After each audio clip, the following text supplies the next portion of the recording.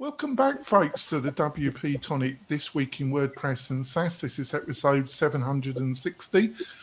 We've got a great guest. I've got my great co-host, Kurt. Like I say, we've got a great guest. We've got David Kees with us from WPCampus. We're going to be talking about WPCampus, about higher education, how WordPress fits in. Is it growing in higher education or is it declining? What are the new changes in WPCampus? It should be a great interview. So, David, can you give us a quick introduction, 20, 30-second introduction about yourself? Sure. So my full name is David Dashifen Kees. Most people do call me Dash, but David or Dash is fine, as you prefer. My pronouns are they and them. Since 2019, I have had the pleasure of working as a full stack developer for Georgetown University. Although over that time, I've crept closer and closer to the back end and further from the front end. So I'm not sure my title is as accurate now as it was a few years ago. I've been working in higher education since 1998. Except for an 8-month gig, an 8-month gig that I had at a digital agency. So higher ed and I have had an entire career already, and I look forward to seeing what the latter half of my working years might look like at schools. That's great. And I've got my great co-host, Kurt. Kurt, would you like to introduce yourself to the new listeners and viewers?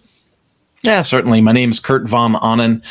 Own an agency called Mañana No Mas, where we focus primarily on membership and learning websites.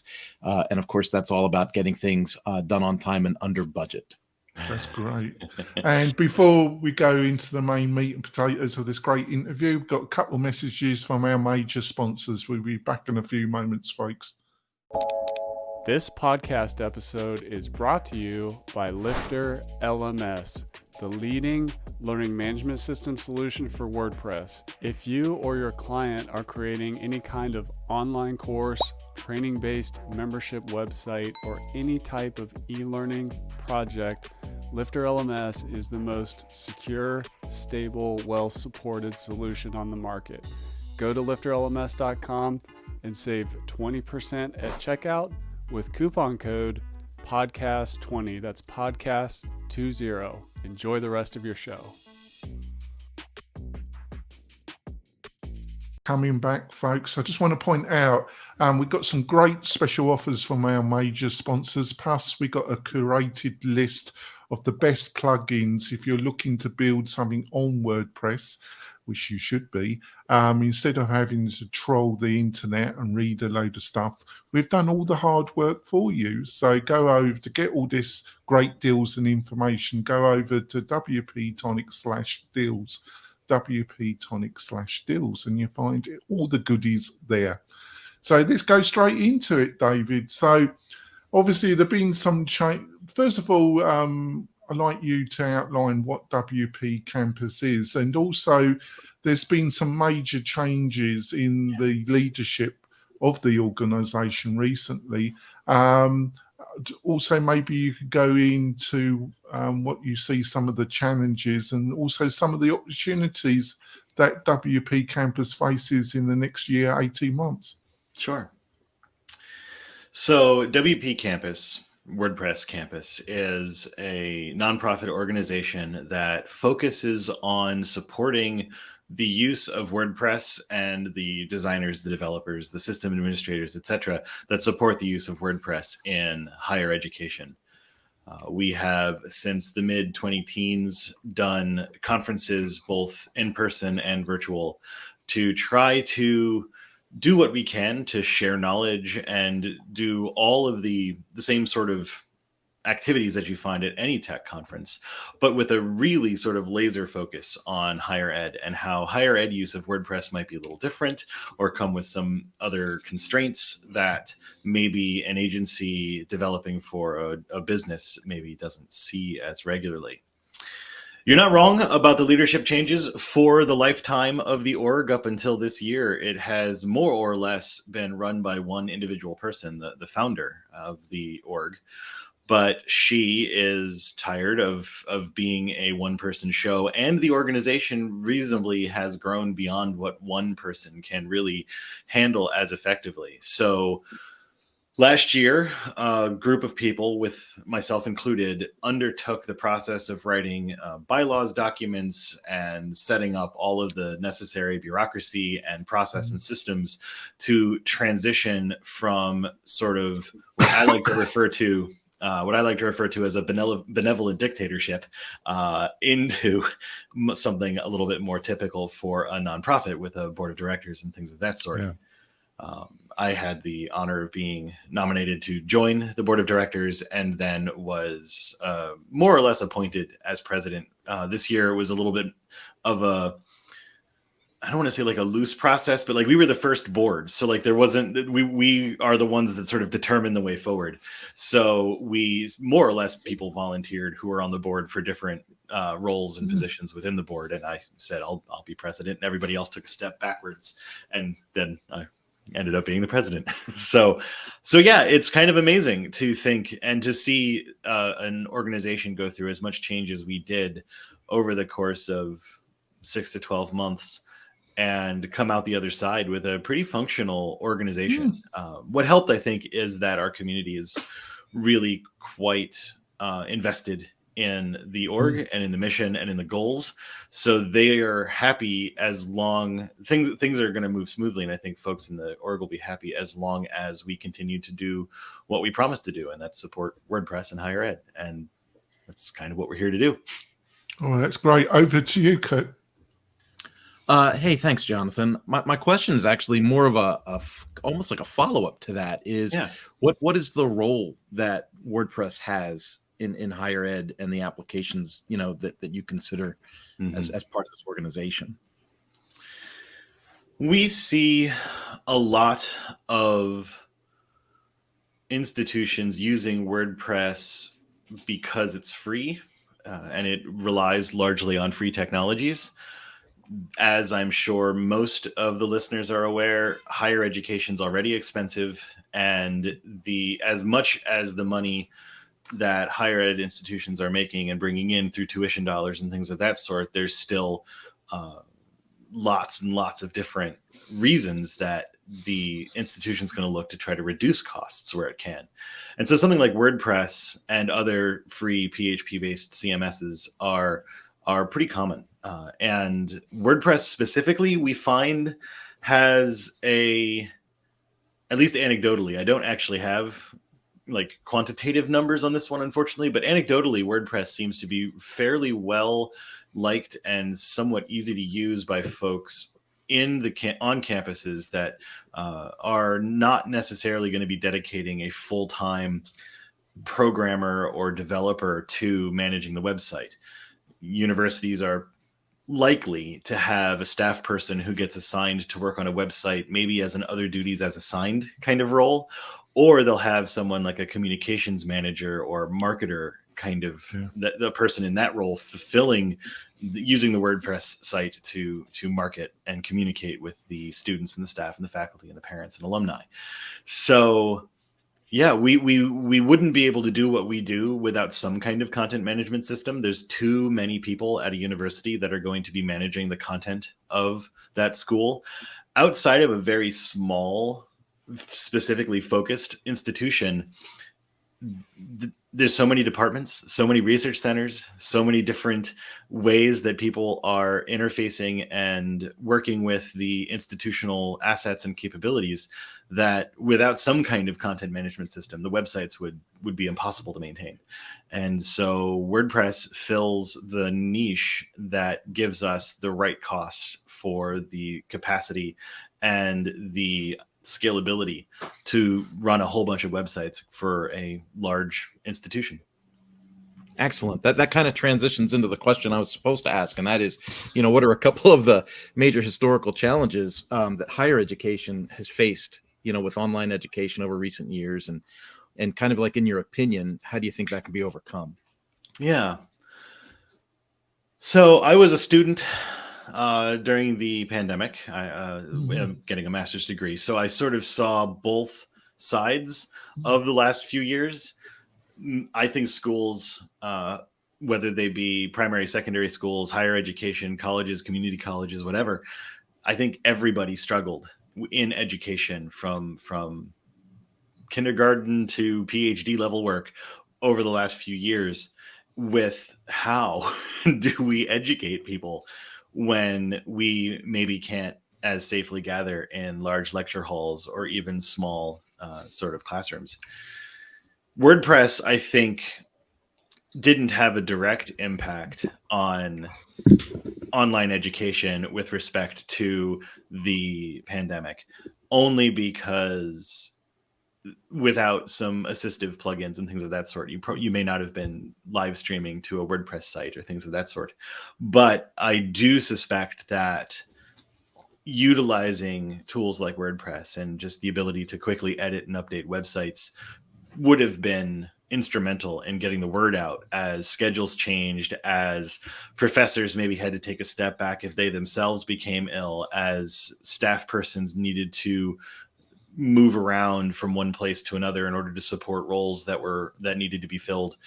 So yeah, all of the same sort of difficulties that were faced by non-education sector folks for the last few years were also hit us. But I think we've learned that it's not as easy to transfer a classroom into an online setting as it is to transfer, say, a stand-up meeting or an all hands or something like that.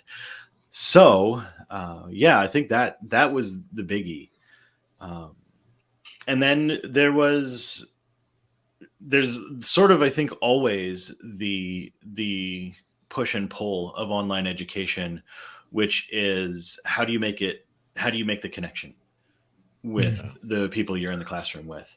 Felt most acutely for the last 3 years, but even prior to March 2020, the way to try to build the classroom feel, the ability to feel like you can just sit down next to somebody and maybe say, like, ask about the homework from last night or see what they're up to. I mean, I suspect that most classrooms, everybody comes in, sits down and immediately looks at their phone anyway, but maybe in a perfect moment, you would turn to your neighbor and say, hey, how are you doing today? But that possibility of connection is a lot more difficult when everybody logs into the Zoom room and feels like they need to mute upon entry, maybe doesn't even have their camera on, maybe isn't even actually fully present because it's just a lecture and it's being recorded. So you're there for the attendance purposes, but you're actually in another monitor playing a video game or what have you. So the focus and the attention and the capability that a person has in a classroom to look out around the room and get a sense of whether you've lost your audience or not, that's a lot harder online. So there's a lot of interesting challenges that educators have had to overcome related to online learning. And the schools that were already doing some distance learning, whether for their like continuing education classes or things of that sort, were well positioned, I think, to do a complete transfer to the web, since March 2020. And those that weren't as versed, I think, scrambled and had a much bigger lift than some other places did. Yeah, my son is homeschooled, and I can tell you that his school was a little bit more of a scramble. Yeah. 9 different platforms to sign into, and passwords and parental authorizations, and it got a little messy. But with that, I think I should pass back to Jonathan. Yeah, I just got a comment of what you said, Dave. I think there's 2 factors that you really pointed out. I think one factor, which is my own opinion, is that online education, when it comes to higher institutions, has historically been impaired because it's been seen as a cost-saving methodology, and that's had historical consequences about how it's viewed, the quality of it's been viewed. And the second point is that I think all distributed companies, all companies that have had rapidly become distributed on face problems about how do you maintain culture and a difference. And I don't think it will ever go back. I just think that you're going to find hybrid solutions both in higher education and in businesses where you have weekend retreats, micro retreats, different combinations. So that's my little bit of a reflection of what you've said. So how is you've touched upon it. So how is WordPress seen really in the higher education? Do you think it's growing, or do you think it's in semi-decline? And the reason why I put this question to you, because I'm wondering how all the changes in WordPress around Gutenberg, about full site editing, about the fundamental changes around JavaScript and that, has that had an effect on its growth in the higher education sector, or has it not really affected it at all? Again, I don't really have quantitative numbers to share, sadly. But my impression is that WordPress has more or less held its own. Interest, I don't get a sense that interest has really increased or decreased, simply because I think there are always going to be folks that are looking for a solution that has low cost and high capability. And when you're in that world, you're looking at pretty much WordPress and Drupal. And so after that, it just comes down to like, what is your hosting provider support? What is your... Hey, David, yeah. David, you're getting me hot and bothered now. God, you're bringing back some bad memories, David.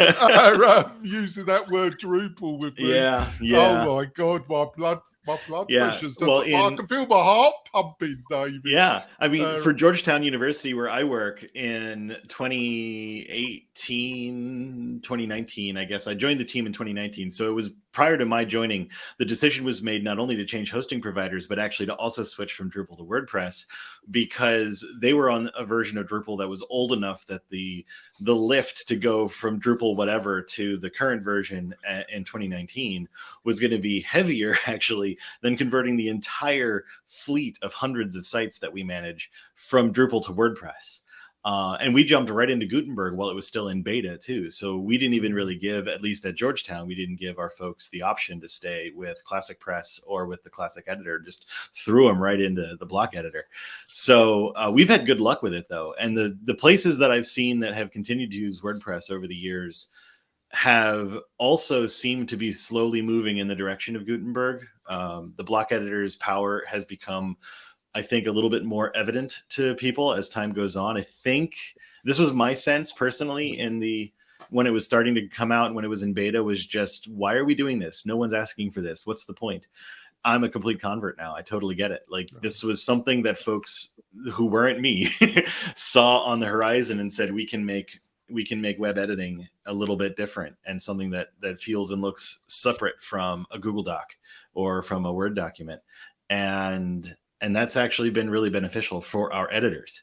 They have a sense, I think, that, okay, this block and then this block, and arranging things in that context, I think feels more natural to people that are used to maybe laying out print designs or magazine layouts or things of that sort. And so those communicators and those marketers that I mentioned earlier find the block editor really comfortable. Yeah. Even if as a developer, it's more complicated to build a block for, and you've got to now know React, at least enough React to build a block. You've got to make decisions about static versus dynamic block. Go dynamic. So there's a lot of considerations for the IT staff, I think, that have come up over the last bunch of years between the block editor and now full site editor and block themes. But I think all of those things, when they're handled well by the IT staff, translate to a really smooth experience for those who are actually editing the site. Yes, sorry. What's happened?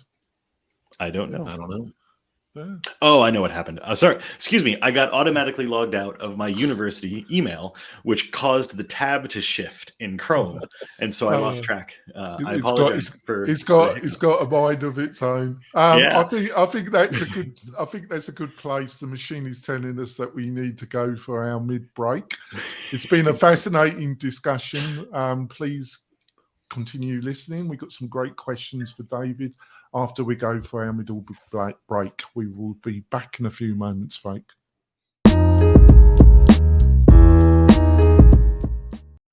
We're coming back. I just want to point out, folks, that if you're looking for a great partnership, why don't you look at partnering with WP-Tonic, hosting your clients' websites with us.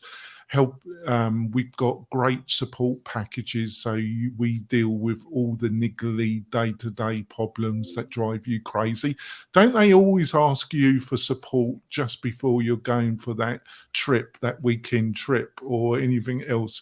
Well, we can deal with all of that. Plus, we can help you with the technical side of building out large websites.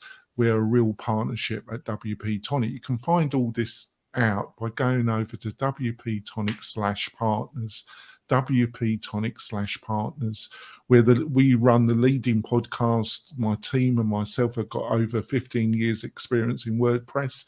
We're a true hosting partner. So, David, let's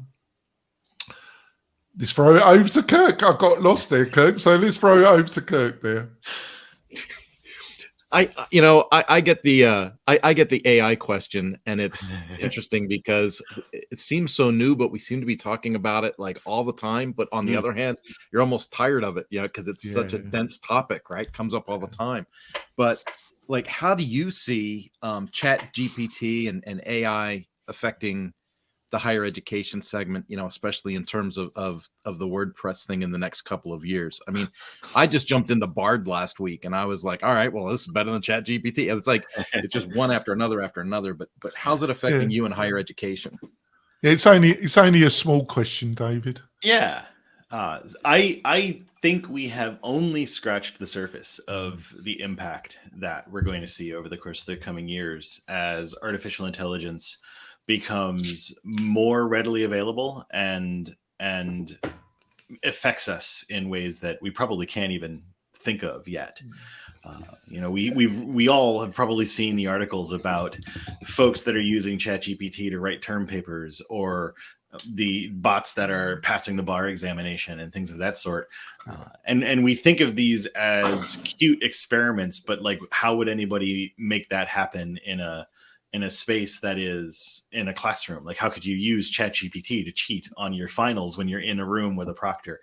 And like, we don't know, but I also know that there are people thinking about augmented reality glasses. And so suddenly ChatGPT is in your field of vision and maybe not other people's field of vision. And you are using this device in some way to get around even face-to-face interactions. The biggest thing for WordPress is I've already seen folks, and I have myself used it to say, ChatGPT, how would I write a plugin that does the following? And it gets pretty close. It knows WordPress fairly well because the code's open sourced. So it has a huge amount of domain knowledge in WordPress that can really get you started. Anytime I've asked it that, it hasn't been exactly correct, but it's been, 75-ish, 70% correct.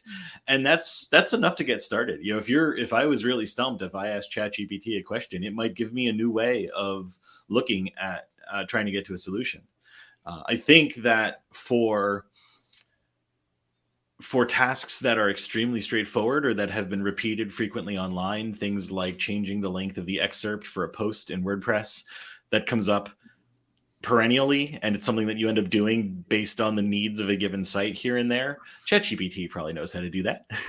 So I worry for like the junior developer position in the near term, where folks might say, we don't really need a junior developer. We'll just ask our mid-level or senior developers to use ChatGPT and get started. Of course, though, that's a short-term fix, because eventually your mid-level and senior developers are going to retire, and now you have no junior developers because all you've used is AI. But maybe by the time that happens, AI will be even better, and all of us will be out of a job. I'm not that much of an alarmist in general. Like, I think I do think, though, that we're on the cusp of a revolution in tech, in the same way that we were, say, at the Industrial Revolution or in the 90s with just the internet being released to the public, smartphones. Like, this is the kind of impact that I think AI is eventually going to have on all of us everywhere. And higher education is going to just be a place where the content generation piece of some of the AI that have been very popular over the last couple of months is going to be felt most keenly. I know of one professor, this is absolutely an anecdote, and it's a sample size of one, but I know of one professor that actually just didn't assign term papers this year, just wanted to see, or I guess this semester, just wanted to see what the class that they were teaching felt like without assigning papers, because they didn't want to have to deal with the question, which was this ChatGPT or was this Susan in the second row? So they just didn't worry about it. Yeah, I just to kind of chip in, Dave, I really got such mixed feelings about all this because it's a real witch's brew, as far as I'm concerned. But when it comes to education, I really think the possibilities are fantastic.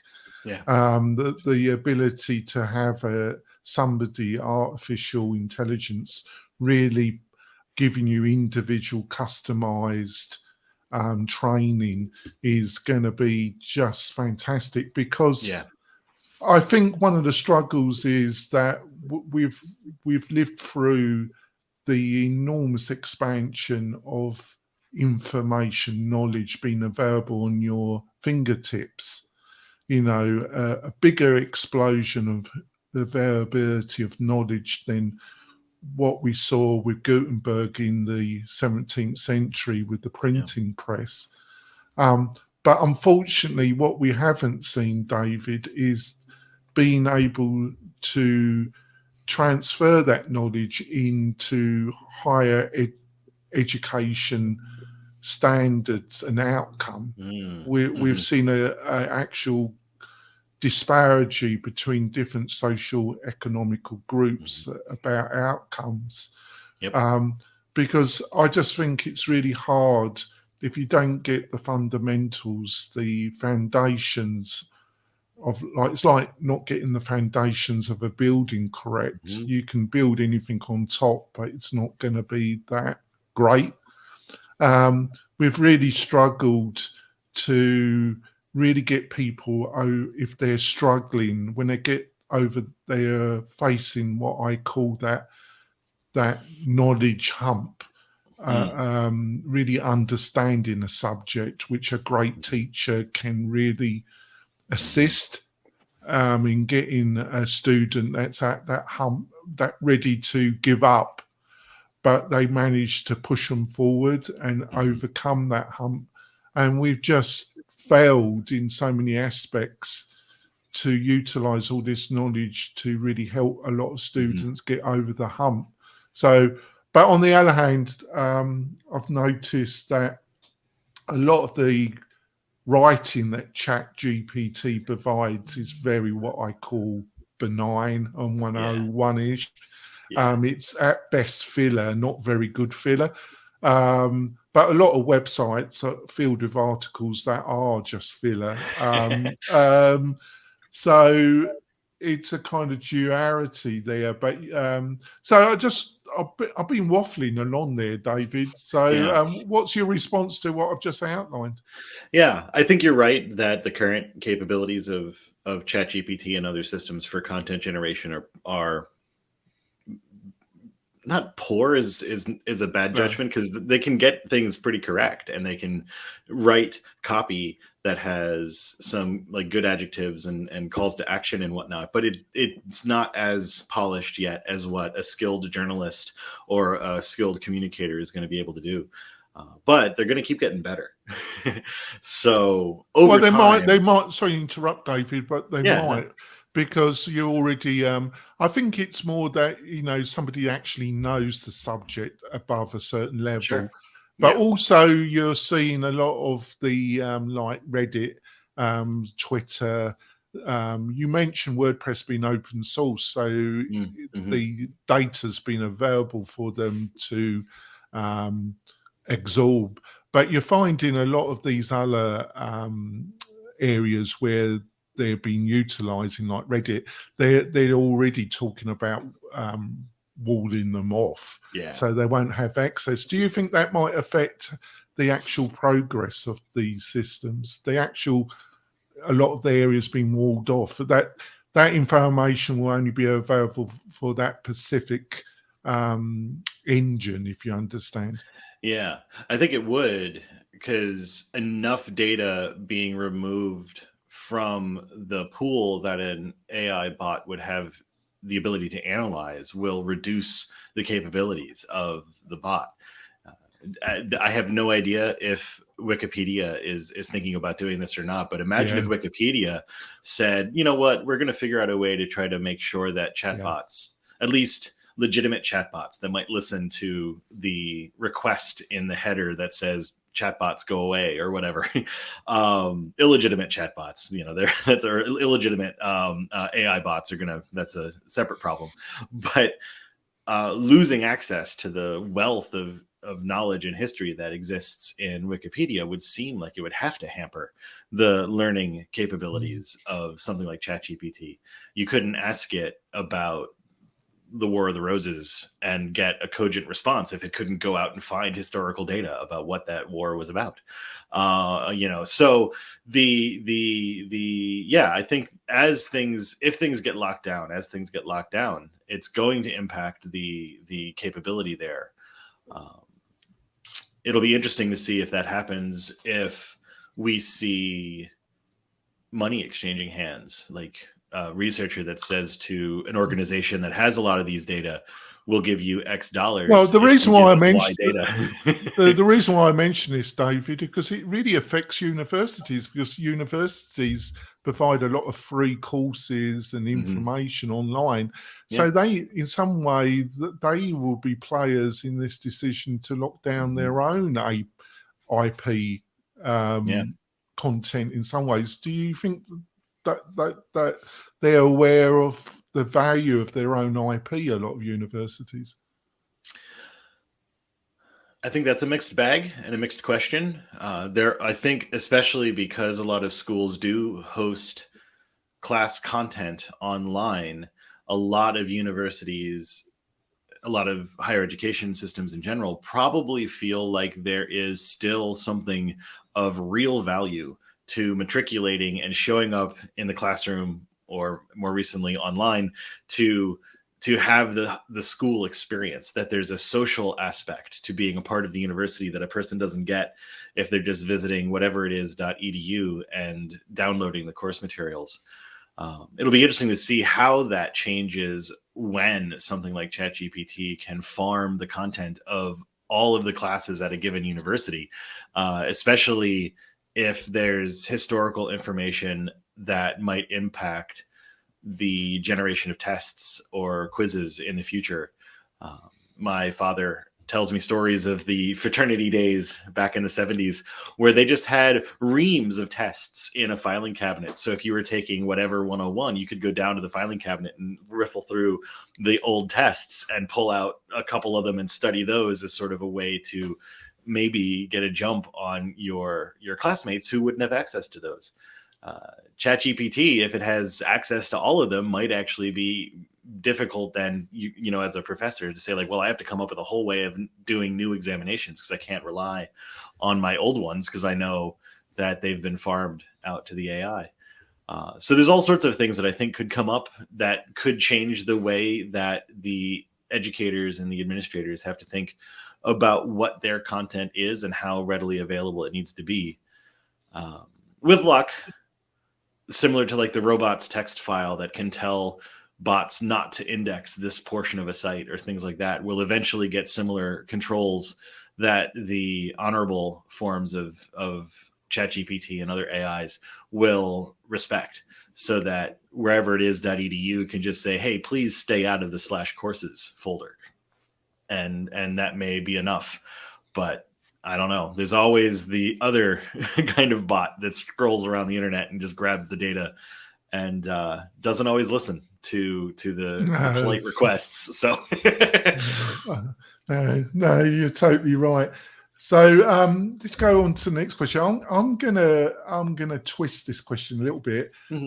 So if you had a time machine and you could go back in your career and give yourself some advice, but I'm going to add a little twist to it, Dave. if you could go back in your time machine, is there somebody that you would love to be able to interview yourself? Oh. That would be fun. The first one is a little bit easier. What would I tell myself to do differently? I started working in online programming in 1998, like I said. And at that time, JavaScript was awful. And so there was a solid 6 to 10 years or so of my career where JavaScript was more or less to be avoided unless absolutely necessary. And that lingered in my own mind for quite some time. I eventually got over it. But I have the same feelings now about frameworks like React, despite it being a part of WordPress.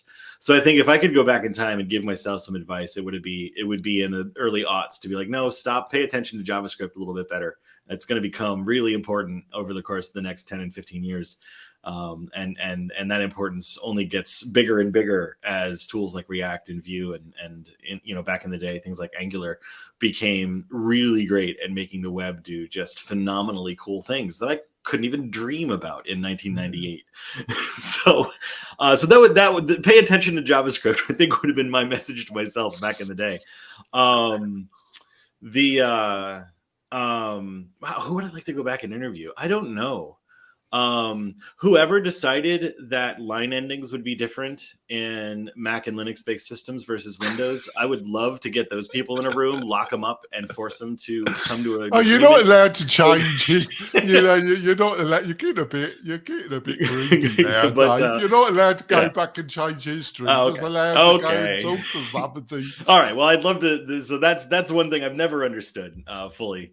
I do think it would be interesting to go back and talk to some folks in the, who were, I guess I wouldn't have to go back. Many of them are probably still with us. I'd love to go back and talk to folks who were working on browsers in the late 90s and into the early aughts that saw the rise of Internet Explorer to just the majority share of all website browsers, and then how they felt when upstart browsers like Firefox and Opera and eventually even Chrome sort of came on the market. And now we're back in that same place with Chrome just having this astronomical market share on the browser market. And I'd love to pick the brains of the folks who either disrupted that market, the folks at like Mozilla and Opera, and eventually sort of broke down the hegemony that Internet Explorer had constructed. Yes. This is not, and by no means am I trying to compare, say, Chrome to IE, whatever it was in the late 90s. That would be deep. That would be deep. Yeah, that would be deeply unfair, Dave. Yeah. There we go. But I do think the sort of monoculture of browsers that is no better than, say, a monocultural farming practice. Like, we need the innovation is going to help keep the web doing new and interesting things. Luckily, it seems like even the reduced market share of folks like at Mozilla with Firefox, it doesn't seem like it's slowing them down from innovating. Chrome even yesterday was talking about changing up the interface to remove the lock icon in the address bar because people are confusing it with safety as opposed to simply encryption. And so like there is still the innovation going on in browsers and in the way that we access the web. But I think that would be an interesting group of people to go back and talk to see the contrasts from this moment versus a similar feeling of browser dominance in the late 90s and early aughts. Oh, that's great. Over to you, Kurt. Well, now he's got me all self-conscious, Jonathan, because just yesterday I was troubleshooting a site in Chrome and I needed to open up a new browser, and I went and I clicked on Microsoft Edge, and when Edge popped up, I was like, "Oh, well, this isn't so bad." Oh my and then I thought, man, if people saw me using this, I'd be so embarrassed. So yeah, you caught me. You caught me. I guess I want to ask about like books and websites and online resources and stuff that you would recommend to share with people in our audience, especially with being in higher ed and stuff. You might have a different perspective than some of our other guests. Yeah. We get a lot of entrepreneurs and stuff, but you might have something different to throw at us. Yeah. I love LinkedIn Learning, and I have the privilege at Georgetown of having access to LinkedIn Learning through the business. I have no idea if that's common elsewhere. I suspect smaller, scrappier agencies might not have the cash to shell out to just get all of their employees access to a tool like LinkedIn Learning. But that's great. Just the ability to be like, hey, I need to learn about this thing. I'm going to go to LinkedIn Learning. And so that's great. I find that super useful. And there's all sorts of stuff out there to learn about. Yeah. Though, I honestly think the thing that I've found most useful for trying to learn something new or solve a problem that I haven't encountered recently has actually been small focused social networks like Slacks and Discords. Being able to drop into, to tout WPCampus again for a second, to be able to drop into our Slack and just say, hey, everybody, I'm running into this problem. Has anybody solved something similar? 1 second. Excuse me. It's great. This to be able to access the knowledge of all of those people in one place like that is really quite interesting. It's not really a book. I guess it's a human book, human set of knowledge. But that's been fantastic and kind of really affirming, not only when I can get the help, but when I can be the person providing the help. Yeah, that's awesome. When you mentioned like the decentralized stuff like Slack and Discord, and I see a bunch of folks touting Mastodon and stuff now. Just as a follow-up question, how do you recommend to others that are new to those types of environments, like how do you get them started, or how do you? Because I remember my first try with Slack. I turned it on and I went, I don't know what I'm doing, and I turned it off. Yeah, it's strange because each channel in a Slack or a Discord it feels almost akin to, for me, like the old AOL chat rooms where you'd have a list of chat rooms in one little dedicated area on the screen. You'd click the topic you wanted to talk about, and that quick you had just access to people. And so there's a whole group of people that didn't experience that chat room based internet from the 90s. That I suspect you hit Slack or Discord and you're just like, I don't understand what's happening here. I think Discord actually does this a little better than Slack, at least in my experience, because you can lock people down to a specific channel that has like, how do you use this? Where do you go next? There's a little bit more of an onboarding process that seems some Discords have built in recently.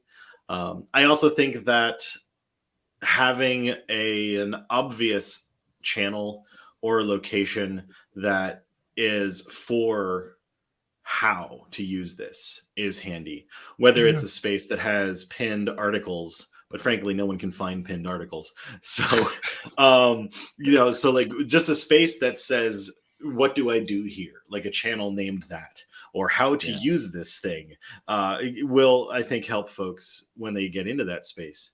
Also, I think, as silly as the Discord stickers are, when somebody joins your server, you have the option to push a button and you get these animated little characters that pop up, and they take up, 3 inches of screen real estate. They're quite large. Oh, that's good, Dave. Yeah. What kind of animal do you think I would be? Oh, well, you know what? They're random. So you don't get to pick your own. What you get is, there's like 5 or 6 of them that when you click the button, it just randomly chooses for you, which is a little bit less interesting, because it would be interesting to say, like, I'm going to be a cat or a unicorn or I think I'll be a toothless dragon. There you go. Lost my own teeth. I'm that old. I'm just happy I've got my own teeth still. There you go. He'd be a rhinoceros because he's unpredictable. Yeah.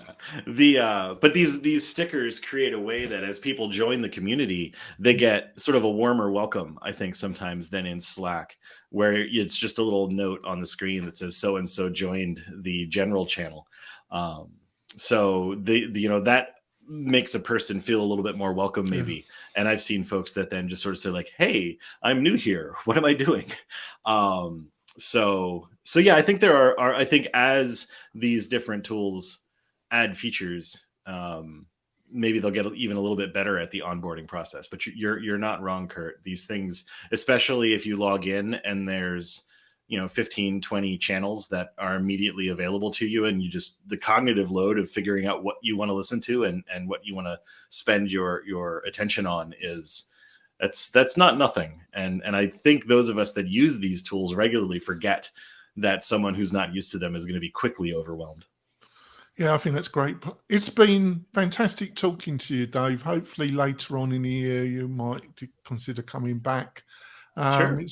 I think it's been a great discussion. So, Dave, what's the best way for people to find more about WP Campus? And also, are you going to be doing a physical meeting this year, or Yeah. because so maybe you can give us some info about that. Yep.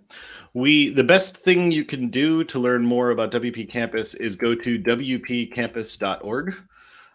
That is our website that also has information on how to join our Slack. So if you are a WordPress user in higher education, feel free to join our Slack and introduce yourself we have an introductions channel, so you can find it and say hello.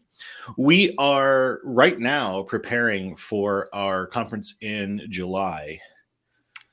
I believe it is July 12th through the 14th, but don't quote me on that. Check the website. Make sure I have the dates correct off the top of my head. It's on campus at Tulane University in New Orleans, Louisiana, here in the United States.